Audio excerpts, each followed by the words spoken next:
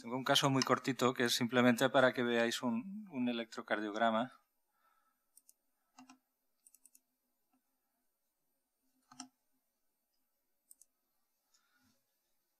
Que es un paciente de 53 años, fumador, dislipémico y sin antecedentes, que un día a las 7:30 de la mañana hace un dolor torácico de características anginosas, acude a urgencias de un hospital, este caso tiene unos años ya, era bastante antes de que estuviera el código infarto en Cataluña. Acudió a urgencias de un hospital sin hemodinámica a las 8:50, antes de las 2 horas de evolución. Estaba un poquitín hipertenso, con una frecuencia de 55 por minuto, en KILIP 1, y este era el electro.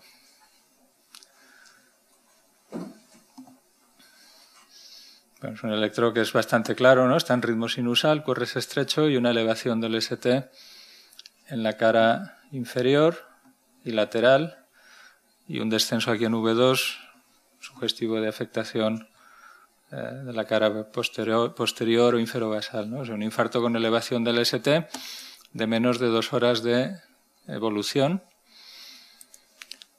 y lo que hicieron fue trombolizarlo, que era lo que hacían en aquel momento en aquel hospital por rutina, ¿no? Se puso nitroglicerina sublingual, no se dio el dolor, se le puso aspirina, se puso morfina, se puso trombolisis con TNK, enoxaparina, perfusión de nitroglicerina, y el paciente pues se llamó a la UCI esperando pedir una cama para subirlo. Entonces el dolor, mientras estaba esperando subir a la UCI, estando en urgencias, el dolor fue calmando muy paulatinamente con la morfina, sin llegar a desaparecer. Se fueron haciendo electros repetidos, el ST mostró una mejoría ligera, y a las 9:40 hace de una manera bastante abrupta un aumento del dolor. Por este motivo le repiten en aquel momento un electrocardiograma, que es este de aquí.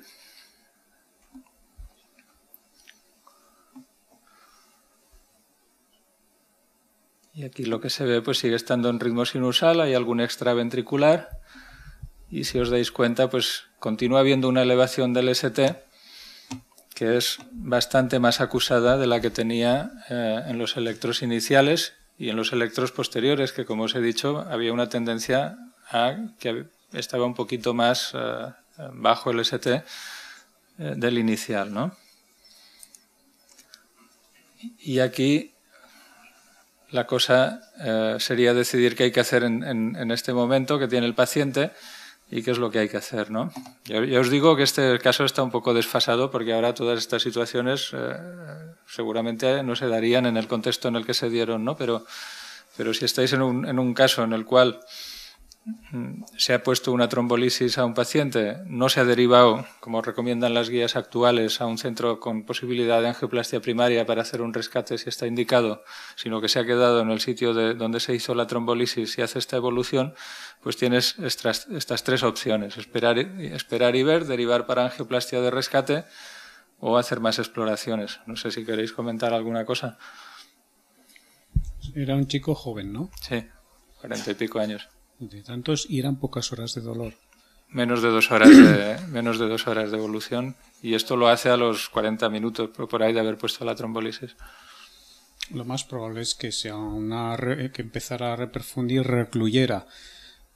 En otro perfil de pacientes, yo he visto que CIVs debutan como aparición de dolor y reelevación del ST, pero no es el paciente de ninguna manera que esperaría que me hiciera una CIV. En este caso yo creo que clínicamente habría que auscultarlo para ver que no tenga soplo, pero lo lógico o lo más probable es que fuera una reoclusión o una falta de reperfusión. Pues obviamente una exploración adicional es auscultarlo. Estoy totalmente de acuerdo que a veces las roturas cardíacas, las CIVs y las roturas de pared también pueden debutar con un aumento del dolor y con un aumento de la elevación del ST, ¿no? El paciente no tenía pinta de haber hecho una rotura de pared porque hemodinámicamente estaba igual y no tenía soplo. Y lo de la reoclusión es la otra posibilidad. Lo que pasa es que este paciente no había llegado a quedarse sin dolor y no había llegado a normalizarse el ST. Y hay una tercera posibilidad, que es lo que tiene este paciente, y por eso lo he traído, porque pues quizá no es muy de conocimiento muy común, que es que a veces la reperfusión cursa con una exacerbación del dolor y un aumento en la elevación del ST en los primeros minutos, ¿no?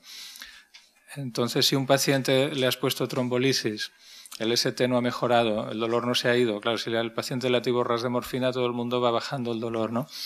Pero si el dolor no se ha ido, el ST no ha bajado significativamente y en un momento dado aumenta el dolor, aumenta la elevación del ST, siempre tenéis que tener en cuenta la posibilidad de que a lo mejor esto esté indicando que en aquel mismo momento es cuando se ha abierto la arteria, ¿no? Y la actitud de esperar y ver, si no tienes una posibilidad de hacer una coronariografía rápida, que es lo que pasaba antes en el medio donde estaba este paciente, es una actitud bastante razonable.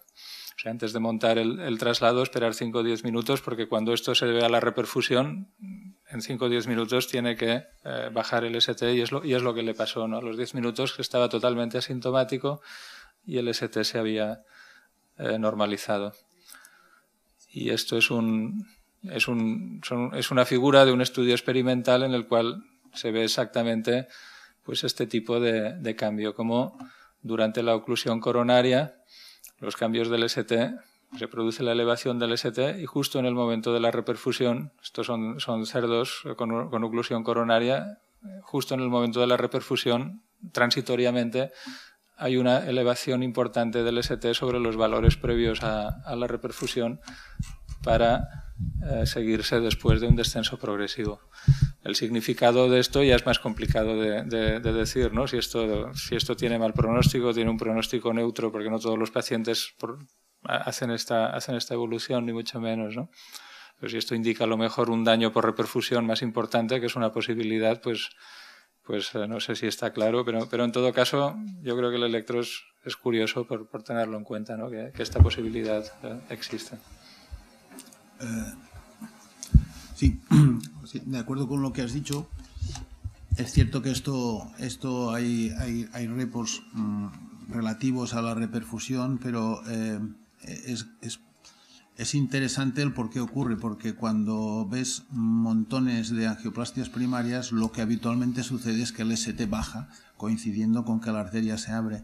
Pero sí es cierto que en algunos casos no baja, sino que sube, y generalmente es cuando está el non-reflow o cuando digamos, la arteria epicárdica la ves abierta, pero seguramente el subepicardio no está abierto, y probablemente sea quizás lo mismo que pase con la fibrinolisis, ¿no? Es totalmente posible, sí. No recuerdo haber leído en el contexto de la angioplastia primaria ningún estudio en este sentido, ¿no? No, verlo sí. O sea, los pacientes allá cuando estás en el monitor.